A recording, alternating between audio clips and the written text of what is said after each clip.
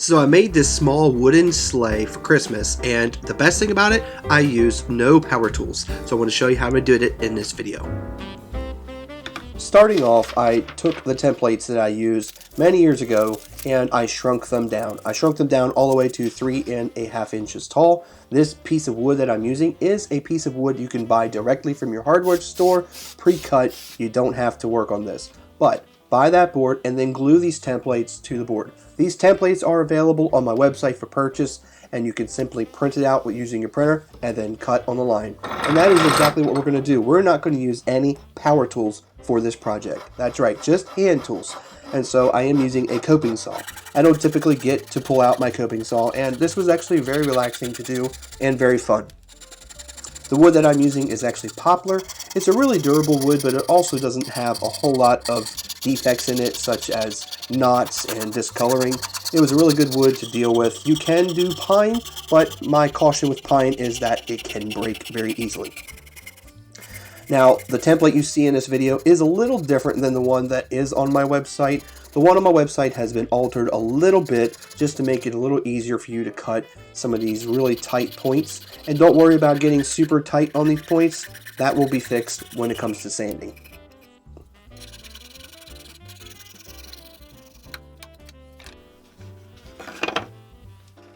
Now this part here is a little tip that I used, and I did a little short video about it. You could check the card out at the top. That explains a little bit more of why I'm taking the template off in this manner. This is the way that I find works really good for me, because I like to use spray adhesive rather than something like a glue stick to hold the template on there.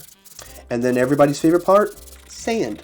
Now I'm doing all of this by hand, like I said earlier, so this will take you some time, and getting creative with it. You can take your sandpaper, wrap it around something like a dowel like you see right here. That allows you to get into some of those nook and crannies. Now it's time to cut the three pieces that we're going to connect the two sides together.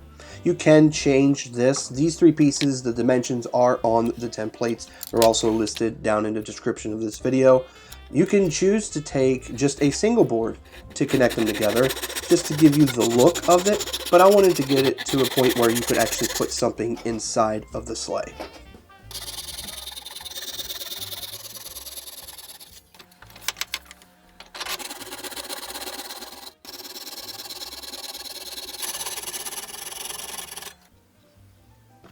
And this is how it's going to be arranged. Now, just to make it look a little prettier and a little better, I decided to round these off, and that's what I'm just trying to show you at this point. I'm going to just round it off using some really good sandpaper. 80 grit sandpaper works really good, and then just finishing things off with a 220 grit sandpaper later.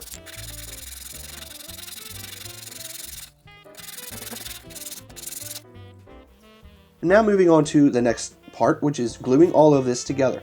All of this is just by eye. Setting these all in place with glue on both ends will then allow you to be able to take the top piece and set that on the top. When you set this on the top, use something that's heavy. I'm going to use actually a tape measure to give me some weight, just to allow it to adhere. But before you let the glue dry, use a carpenter square to make sure that the two pieces are aligned together. Now that it's all dry, it's time to paint. I'm going to tape off and use a paper towel to kind of save me some painter's tape to allow me to keep that part from turning the color I don't want. So the bottom is going to be black, and then I will let that dry, reverse the technique, and do the top, painting it red, keeping the red off the bottom. And just like that, it's done.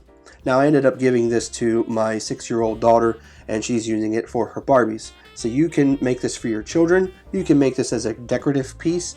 You can even take only half of it and make it a Christmas ornament and put on your tree. You can use it as a gift. So I hope you enjoyed this video. If you want to see the full-length video of the larger version, click the video on the screen to watch that one.